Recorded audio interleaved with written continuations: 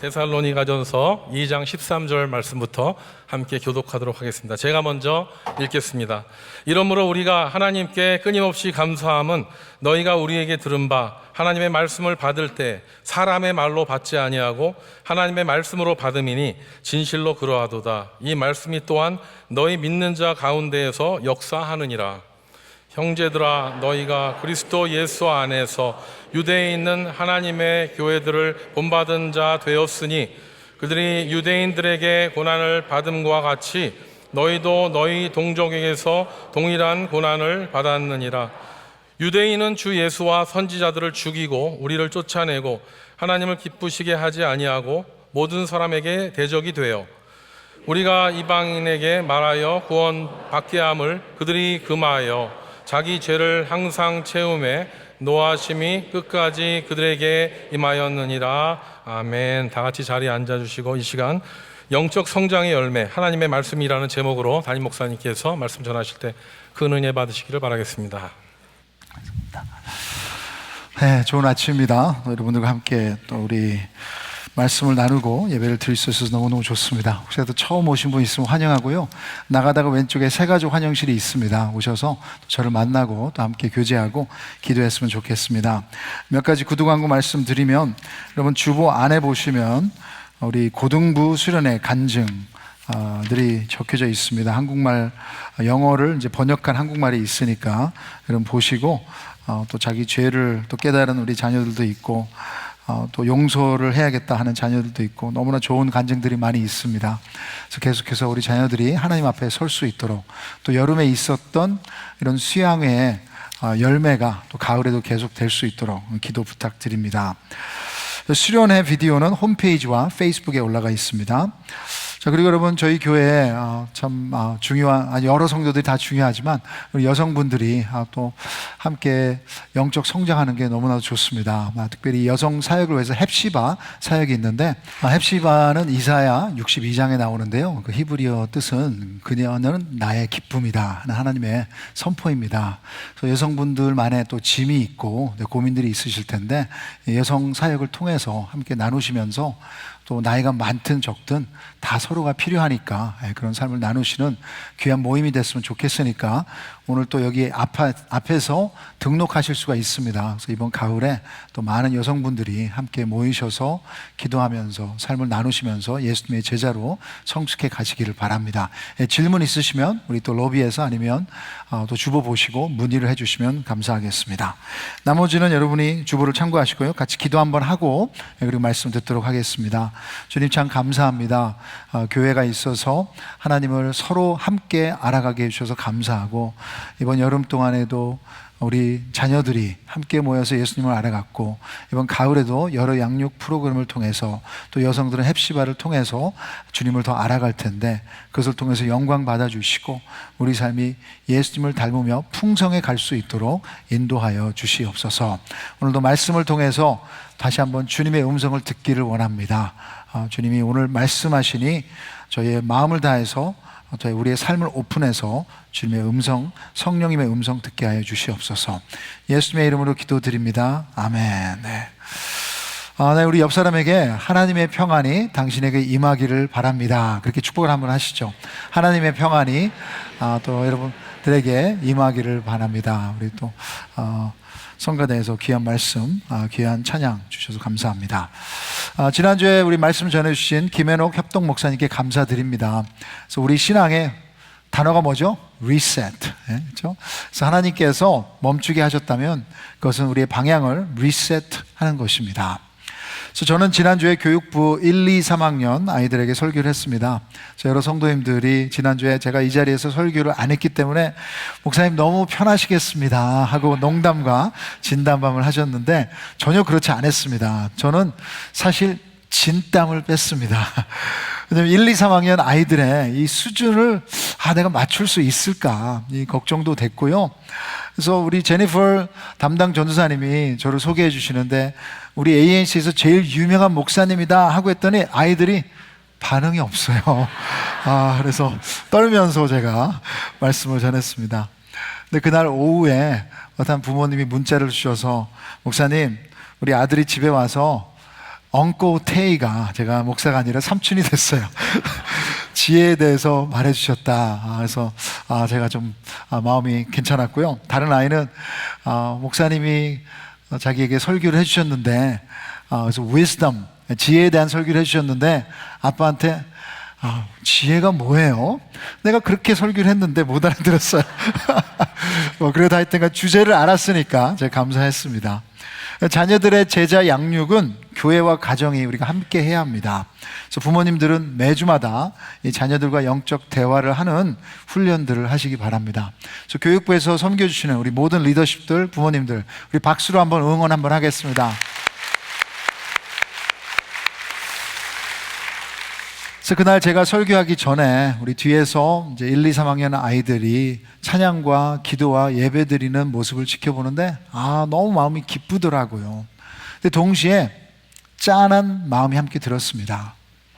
지금 이렇게 순수한 열정으로 예배를 드리는데 이들의 영혼을 무너뜨리려는 세력들이 쉬지 않고 그 기회를 노릴 것을 생각하니, 그리고 5년 후 또 10년 후 얼마나 많은 아이들이 그들의 마음을 사탄에게 빼앗길까 하는 생각을 하니 너무나도 마음이 속이 타고 화가 났어요.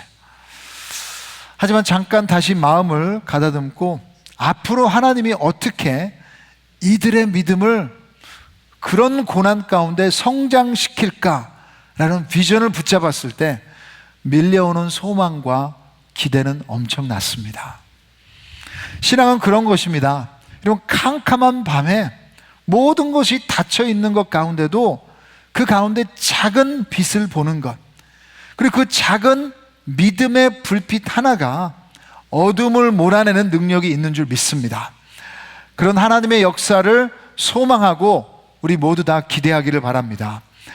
그러기 위해 우리 모두는 성장해야 해요. 우리 아이들이 당연히 성장해야 하지만 아이들만이 아니라 우리도 성장해야 합니다. 교회를 몇 년 다녔든 나이가 어떻든 우리도 영적 성장이 꼭 필요합니다. We must move toward spiritual growth. 영적 성장이 없다면 교회를 몇 번 다녔는데도 여전히 똑같은 것에 분노하고 똑같은 죄에 넘어지고 똑같은 유혹에 빠진다면 우리 믿음은 정체된 것만이 아니라 후퇴하는 것입니다. 여전히 갓난아이의 모습, 그럼 갓난아이들을 보면 너무 사랑스럽죠. 그리고 잘 울어요. 배고프다고 울고, 안아달라고 울고, 졸리다고 울고, 보고 싶다고 울고, 아주 작은 고난에도 이 갓난아기들은 무너집니다. 똥과 오줌을 싸도 누가 치워주기 전에는 그 위에 누워 있습니다. 아무것도 스스로 해결하지 못해요. 성장하지 않으면 이런 크리스찬으로 남는 것입니다. 그러기에 이 마지막 때 우리를 향한 하나님의 부르심은 영적 성장입니다. 이번 주 한 집사님이 고민을 나누어 주셨습니다. 말씀도 있고 예배도 드리고 하는데 옥토 같은 마음밭이 아니라 새들이 와서 말씀의 씨앗을 빼앗아가는 마음밭 같다고 힘들어 하셨어요. 근데 저는 그 얘기를 들으면서 그런 거룩한 불만족을 갖는 것이 맞다고 격려했어요. 그 자리에 머무는 것이 아니라, 그 정도로 만족하는 것이 아니라 계속해서 성장하기를 사모하는 저와 여러분 되기를 바랍니다. 그것이 우리를 향한 하나님의 뜻이고 기쁨입니다.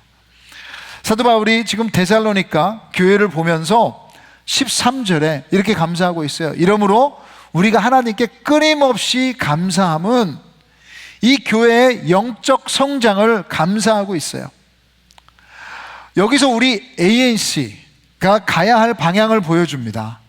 오늘 본문 바로 전에 나오는 구절들을 잠깐 보겠습니다. 사도 바울이 11절과 12절에 이렇게 말을 했어요. 우리가 너희 각 사람에게 아버지가 자기 자녀에게 하듯 권면하고 위로하고 경계하노니 이는 너희를 부르사 자기 나라와 영광에 이르게 하시는 하나님께 뭐라고요? 합당히 행하게 하려 함이라. To walk in manner worthy of God.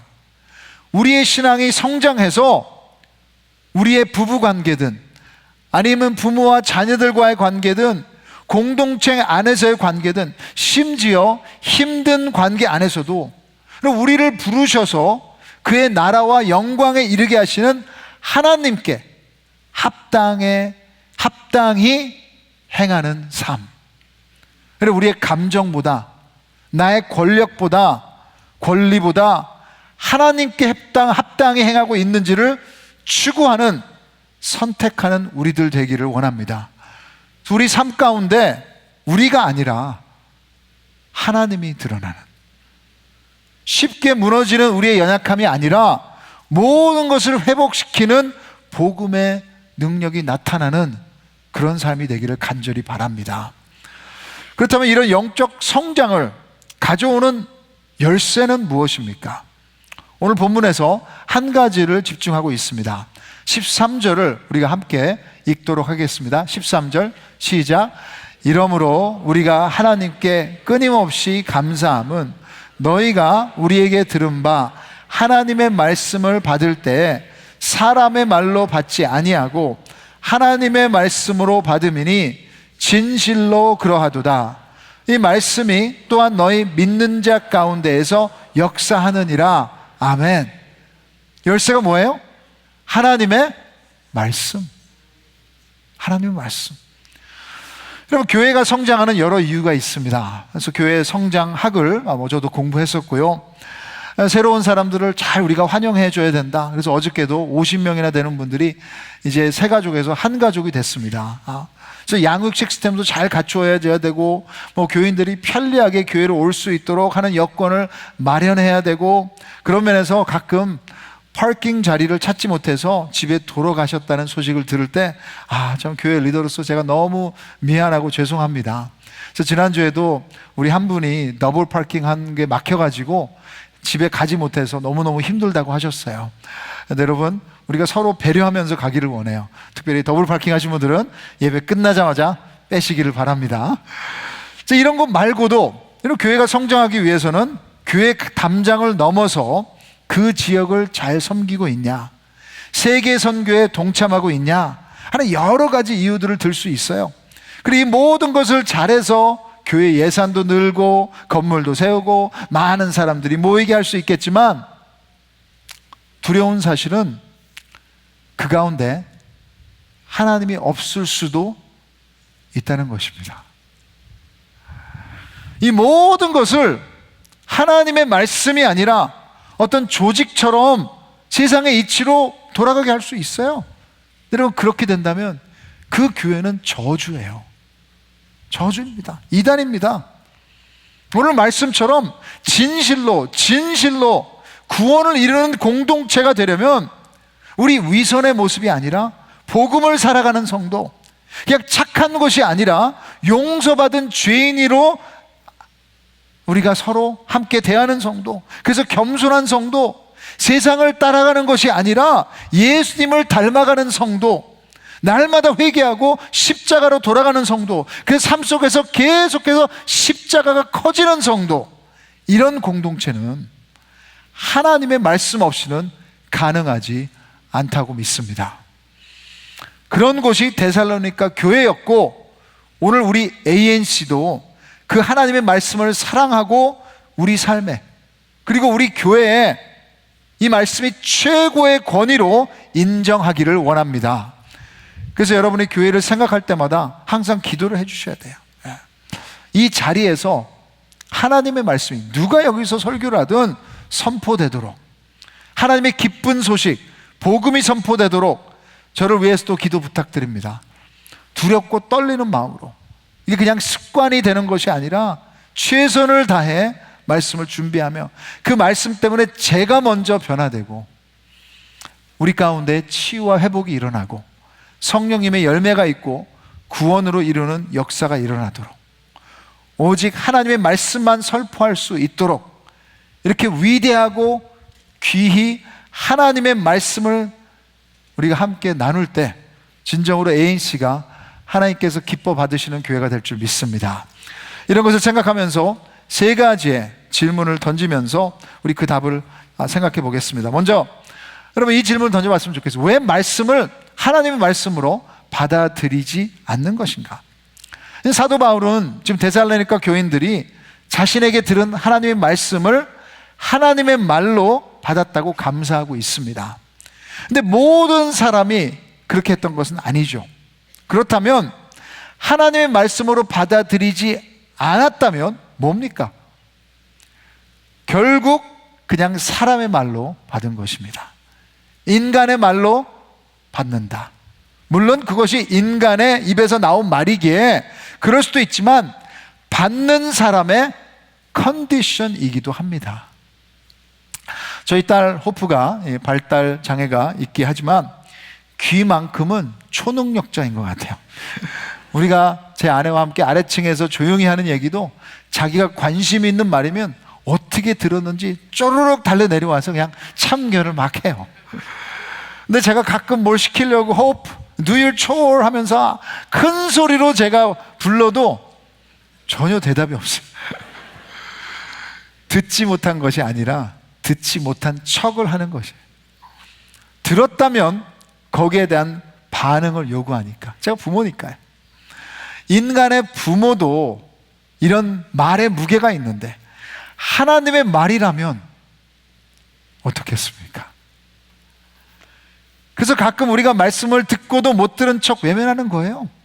들었다는 것을 내가 인정한다면 선택해야 하니까 그 말씀을 순종할 것인지 아니면 거역할 것인지. 때로는 아이들에게 듣기 싫은 소리를 할 때, 특별히 사춘기를 지나는 아이라면 반항하거나 거역할 때도 있습니다. 그럴 때 우리도 화가 나죠. 아니, 아빠 말이 말 같지 않냐? 근데 정말 하나님이 여러분 불타는 떨기 나무에서 모세에게 말씀하셨듯이 실제로 우리에게 말씀하신다면, 야 태영아 하고 부르신다면 경청할 수밖에 없을 것입니다. 아니 차라리 그랬으면 훨씬 더 쉬울 것 같아요.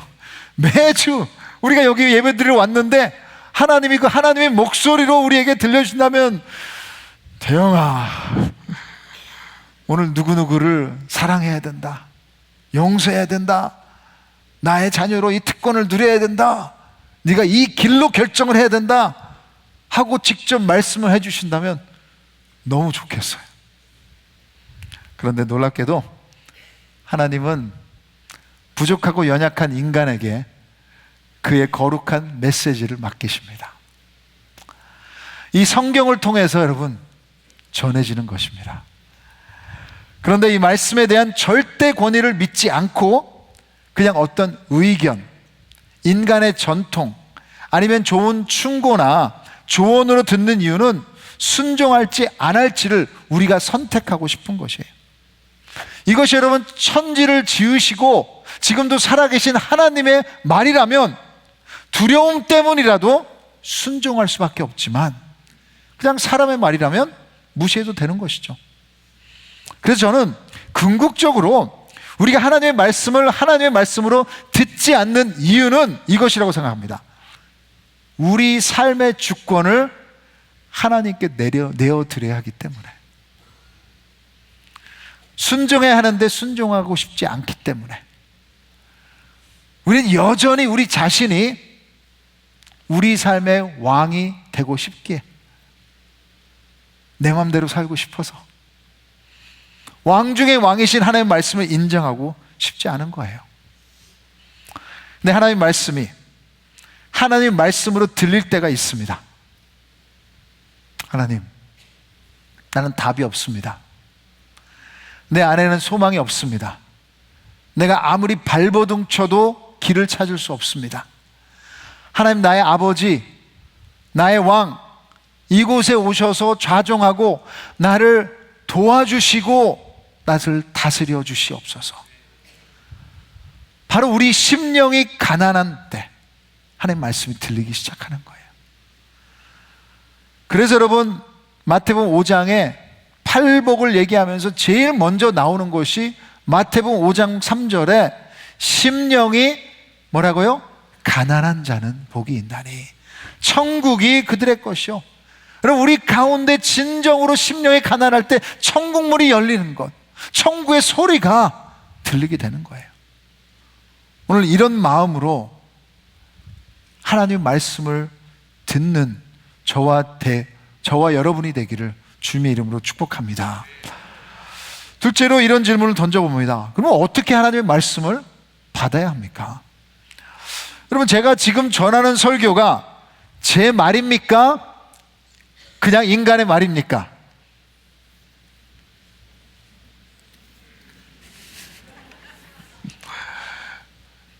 (16세기의) 개혁 신학의 고백을 한번 제가 읽어보겠습니다.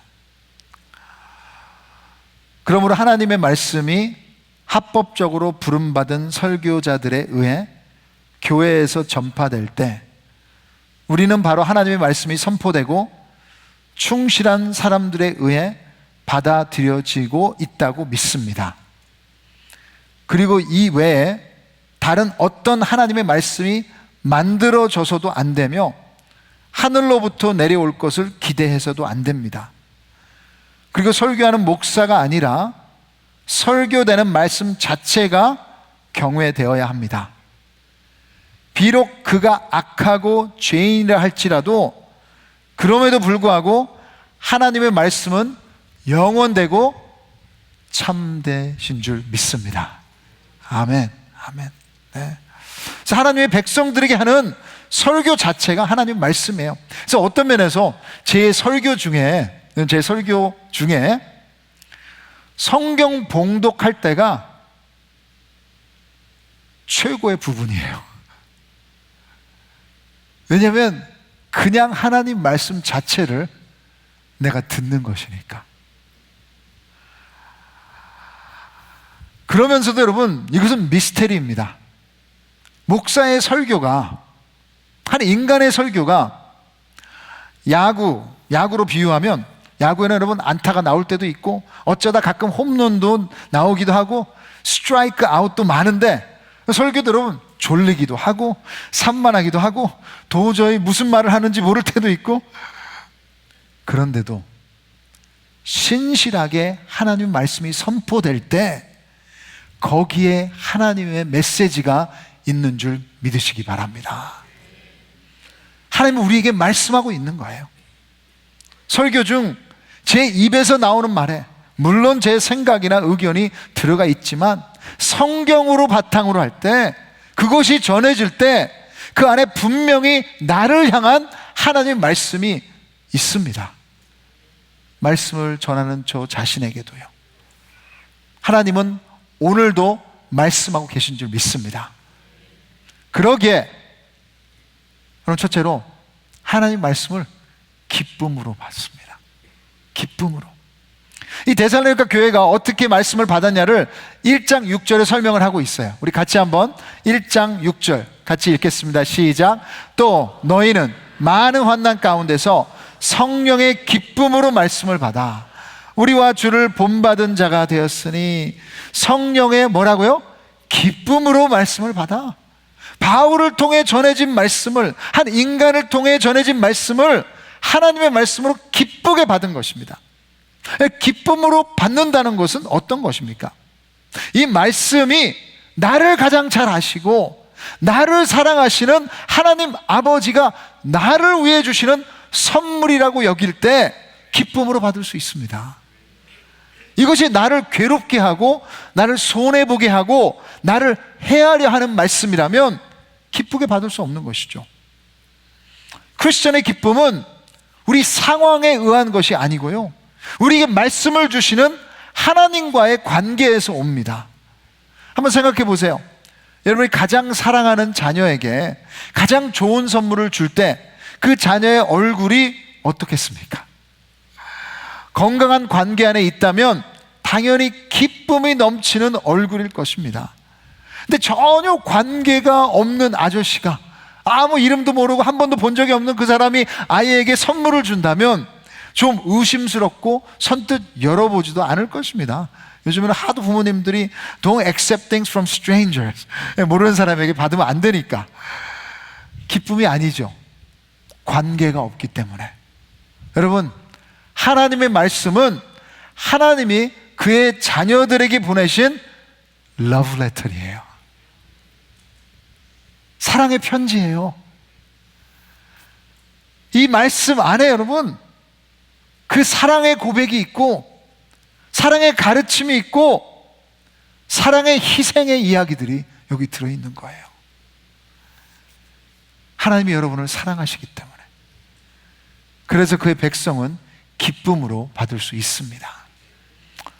더 나아가서 여러분 하나님 말씀을 기준으로 받으셔야 돼. 기준으로, 스탠더드. 기준이 없이 이 세상을 살아간다는 것은 혼돈 그 자체입니다. 지금 파리에서 올림픽이 진행되고 있죠. 틈이 나면 제가 보고 있는데 모든 항목마다 특별히 새로운 스포츠, 사람들이 잘 모르는 항목에서 이 해설가가 기준을 설명을 해줘요. 기준이 없다면 승부도 가를 수 없고 이 갈등을 해결하지 못하고 모든 나라들이 자기가 잘했다고 싸우면서 메달을 서로 뺏으려고 할 것입니다. 기준이 없다면요. 그리고 더 나아가서 우리 모두는 기준이 다릅니다. 20대는 20대의 기준이 있고 40대, 50대, 70대 우리 다 모두 기준이 있어요. 그리고 서로가 옳다고 생각해요. 그래서 그 기준이 서로 맞지 않을 때 갈등하고 분노합니다. 그때 우리가 많이 하는 말이 뭐예요? 야, 나 같으면 절대 그렇게 안 해. 그런데 그 사람은 우리 같지가 않아요. 여러분 같지 않습니다. 우리 모두는 다릅니다. 그래서 하나님의 기준이 필요합니다. 기준이 없다면 우리는 감정으로 반응할 것입니다. 우리의 경험이나 상처로 결정할 것입니다. 그러면 방황하고 길을 잃을 수밖에 없어요. 그래서 시편 119편 105절에 하나님의 말씀은 내 발에 뭐라고요? 등이요 내 길에 빛이니이다. 하나님 말씀이 우리 기준이 되면 우리가 가야 할 방향이 보이게 되는 거예요. 대사님과 교회는 하나님의 말씀을 하나님의 말씀으로 받은 후 고난과 환난을 당했습니다. 고난과 환난 가운데 그들이 도망가지 않았어요. 14절에 보시면 이렇게 쓰여 있어요. 같이 한번 읽겠습니다. 시작.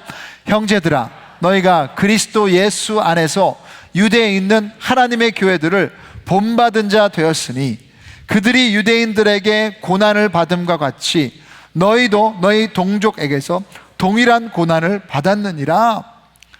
지금 고난을 받는데도 그들에게는 뭐예요? 교회로 계속할 수 있는 인내가 있었습니다. 왜냐? 기준은 다른 면에서는 가치가 달라진다는 것입니다. 그 달라진 가치 때문에 고난이 오기도 하고 여러분 그 달라진 가치 때문에 고난 가운데 이제 우리가 세상을 보는 관점이 달라지는 거예요. 그래서 여러분 하나님의 말씀이 그들이 따라 사는 기준이 됐기에 고난 가운데도 우리만이 아니라 다른 크리스천도 고난 받는구나, 하나님이 그래도 우리를 사랑하시는구나 인내할 수 있었던 것입니다. 하나님의 말씀을 우리 삶의 모든 영역에서 기준으로 삼는, 지금 여러분의 문제에서 이 하나님 말씀을 기준으로 삼는 우리가 되기를 바랍니다. 그리고 하나님의 말씀을 삶의 기초로 받습니다. 그럼 기초가 흔들리면 어떻게 돼요? 무너집니다. 안타깝게도 우리 주위에 무너진 사람들이 너무나 많아요. 크리스천들도요. 그 이유는 하나님의 말씀이 기초가 아니기 때문이에요.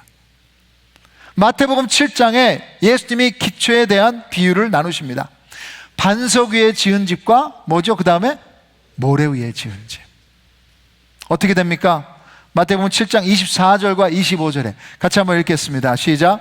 그러므로 누구든지 나의 이 말을 듣고 행하는 자는 그 집을 반석 위에 지은 지혜로운 사람 같으리니 비가 내리고 창수가 나고 바람이 불어 그 집에 부딪히되 무너지지 아니하니니 이는 추초를 반석 위에 놓은 까닭이요. 이 반석은 하나님의 말씀이에요. 반대로 모래 위에 집을 지은, 모래라는 기초는 무엇입니까? 물질, 지식, 지위, 쾌락, 신분, 명예, 학벌, 성공, 인격, 가족, 종교, 뭐 좋은 것들일 수도 있겠지만 이런 것들이 내 삶의 기초가 된다면 27절에 결론은 이렇습니다. 비가 내리고 창수가 나고 바람이 불어 그 집에 부딪힘에 무너져 그 무너짐이 뭐라고요? 심하니라. 절대로 이런 것들은 우리를 지켜주지 못합니다. 우리 삶 가운데 분명히 비가 내리고 때로는 고난이 큰 홍수처럼 밀고 들어올 것입니다. 여러분의 삶의 뿌리는 어디 위에 있습니까? 뿌리가 박힌 곳이 그 삶의 방향을 정합니다. 하나님의 말씀이 우리 삶의 기초라면 그 말씀에 우리를 세워주고 어떤 고난과 환난 가운데서도 무너지지 않게 지켜줄 것을 믿습니다. 하나님 말씀은 우리 삶의 기쁨이요, 기준이요, 기초예요. 마지막으로 이런 질문을 던져봐요. 그렇다면 하나님 말씀을 우리가 받는다면 어떤 역사를 일으키는 거예요? 13절에 보시면 진실로 그러하도다. 이 말씀이 또한 너희 믿는 자 가운데서 뭐라고요? 역사하느니라. 진행형이에요. 이 말씀, 하나님의 말씀으로 우리가 받아들이면 우리 삶 가운데 계속해서 역사한다는 것입니다. 어떻게 역사합니까? 시편 19편 7절과 8절에 하나님 말씀에 대한 역사를 보여주고 있어요. 같이 한번 읽겠습니다. 시작. 여호와의 율법은 완전하여 영혼을 소생시키며 여호와의 증거는 확실하여 우둔한 자를 지혜롭게 하며 여호와의 교훈은 정직하여 마음을 기쁘게 하고 여호와의 계명은 순결하여 눈을 밝게 하시도다. 하나님 말씀의 역사입니다. 우리 영혼을 소생시키시고 회복하시고 지혜롭게 하며 마음을 기쁘게 하고 우리 눈을 밝게 하신다. 그럼 무슨 뜻이에요? 우리의 상황을, 우리의 한계를 뛰어넘게 하시는 역사가 이 말씀에 있는 줄 믿습니다. 이것으로 우리를 변화시키는 거예요. 이 마지막 때에 우리를 회복시키는 능력은 이 안에 있어요, 여러분. 그 말씀에 여러분이 동의하지 않는 부분이 있을 수도 있어요. 그래도 괜찮아요. 그 말씀에 기록되어 있다면 그냥 하나님의 말씀으로 받아들이세요. 그렇다면 그 살아 움직이는 말씀이 우리 삶 가운데 역사할 것입니다. 이번 달에 좀 오랜만에 자전거를 제가 2번 탔습니다. 그래서 자전거를 정기적으로 타는 형제들이 목사님, 우리 타는 이 길은 너무너무 쉬운 길이에요. 그냥 평탄한 길이에요. 그래서 제가 그 말을 듣고 갔는데 1시간을 산으로 올라갔습니다. 근데 처음번에 탈 때는 너무 힘들었어요. 자전거가 좋아서 그래서 계속 올라가긴 올라가는데 같이 간 분들에게 너무 죄송했습니다. 근데 이제 몇 주 후에 2번째 갔을 때는 미안할 정도로 제가 뒤처지지는 않았습니다. 왜냐? 이바이크, 전기 자전거를 빌려서 제가 타고 갔거든요.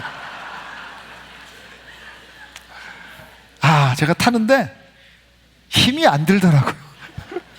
뒤에서는 잘 타는 분들이 낑낑대면서 올라오는데 저는 버튼을 팍 누르니까 쌩 하고 앞으로 그냥 나가고. 제가 그랬어요. 이거는 성령님이 저와 함께 타는 느낌인데요. 내 힘이 아닌 다른 어떤 강한 힘이 나를 밀어주는. 네, 여러분, 이것이 하나님이 우리에게 주시기를 원하는 크리스천 라이프, 크리스천의 삶이라고 분명히 저는 믿습니다. 힘들지 않다는 것이 아니에요. 저도 땀을 흘렸어요, 여러분. 페달을 계속 돌렸어요. 올라가기도 하고 내려가기도 하고 험한 길도 지나고 하지만 다른 힘이 있으니 하나님이 함께 하시기에 계속해서 목적지에 닿을 때까지 전진하는 삶, 앞으로 나아가는 삶, 그리고 성숙하는 삶, 내 힘이 아닌 하나님 말씀의 능력으로 가는 것입니다. 찬양팀 나오시고요. 그래서 여러분, 이 영적 성숙의 열매는 하나님 말씀이에요. 하나님 말씀. 혹시라도 이 하나님 말씀을 의심하신다면 상담을 하셨으면 좋겠어요. 이 말씀이 어떻게 우리에게 전해졌는지. 여러분, 이 세상에서 베스트셀링 북입니다. 이 세상의 인구의 3분의 1이 이걸 보고 있다면 뭔가 이유가 있지 않을까요? 삶이 변화되고 있다면 뭔가 능력이 있는 것이 아닙니까? 오늘도 이 말씀을 그냥 좋은 말이라고 흘려보내지 마시고 천지를 만드시고 나의 과거와 현재와 미래를 보고 계시고 모든 것을 완벽하게 계신 하나님께서 주시는 말씀으로 받기를 원합니다. 위에 그 이유들을 제가 말씀드렸지만 궁극적으로 여러분, 이 말씀은 우리와 함께 하시는 하나님이신 예수님이세요. 요한복음 1장 1절 우리 같이 한번 읽어보겠습니다. 시작. 태초에 말씀이 계시니라. 이 말씀이 하나님과 함께 계셨으니 이 말씀은 곧 하나님이시니라. 예수님이잖아요. 이건 예수님을 말하는 거예요. 구원을 위해, 우리의 구원을 위해 십자가에서 죽으신 예수님. 여러분, 누가 여러분을 위해서 목숨까지도 내어줄 정도로 희생하면서 여러분을 도와줬다면 그 사람 말씀, 인간의 말이라도 들으시지 않겠습니까? 나를 이 사람이 사랑하는구나 하고 받아주시지 않겠습니까? 여러분, 우리 예수님은 내가 감당할 수 없는 나의 모든 짐을 대신 짊어지시고 죽으셨습니다. 그러게 여러분, 그분이 주인공 되신 이 말씀은 살아있는 말씀이고 우리를 사랑하는 말씀이세요. 오늘 여러분의 고민 가운데, 여러분의 고난 가운데, 여러분의 아픔 가운데, 여러분의 결정 가운데 다른 의견이 아니라 영원한 진리를 받아드시기를 주님의 이름으로 축복합니다. 저는 자리에서 일어나실 수 있으면 일어나셔서 이 하나님의 말씀으로 우리가 달려간다 하는 마음으로 우리 같이 찬양 주님 앞에 올려드리겠습니다.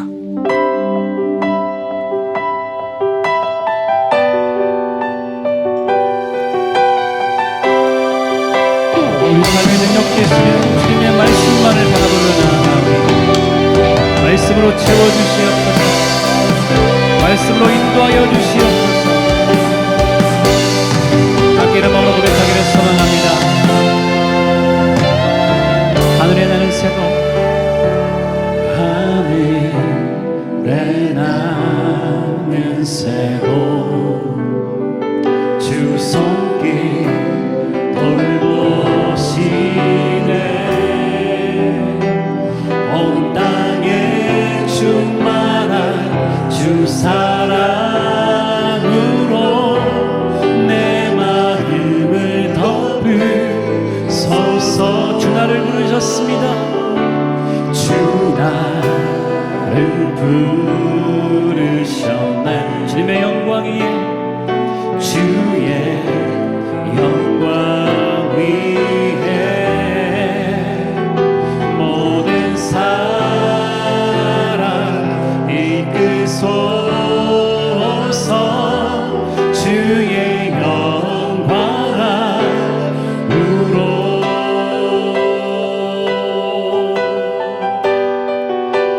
그렇습니다. 주님, 주님의 말씀으로 우리 인도하여 주시옵소서. 주님의 영광으로 우리를 사용하여 주시옵소서. 오직 말씀에 붙잡히기를 소망하오니 말씀으로 우리의 삶을 한 걸음 한 걸음 인도하여 주시옵소서. 다시 한번 믿는 마음으로, 주님을 신뢰하는 마음으로 고백합니다. 하늘에 나는 새도, 하늘에 나는 새도 주 손길 돌보시네. 온 땅에 충만한 주 사랑으로 내 마음을 덮으소서. 주 나를 부르셨네. 주 나를 부르셨네. 주의 영광 위에 모든 사랑 이끄소서.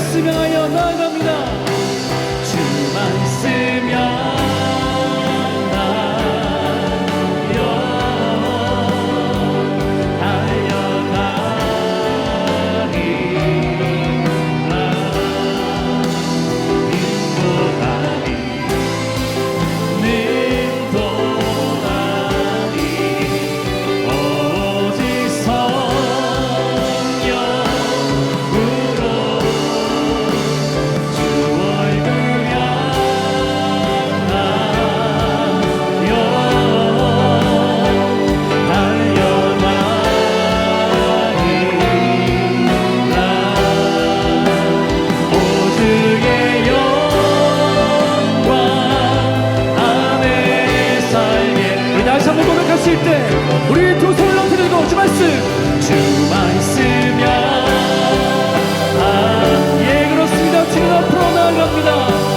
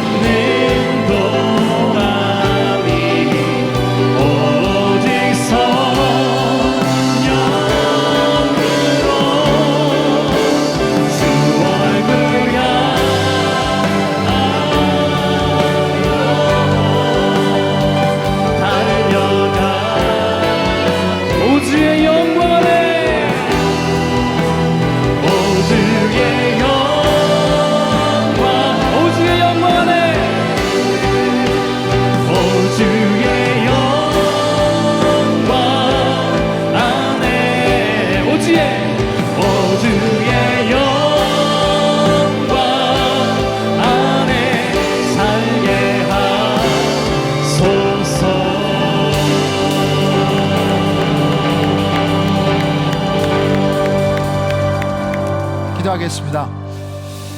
하나님, 지금 내 안에 영적 성장이 필요합니다. 이 열쇠는 하나님 말씀입니다.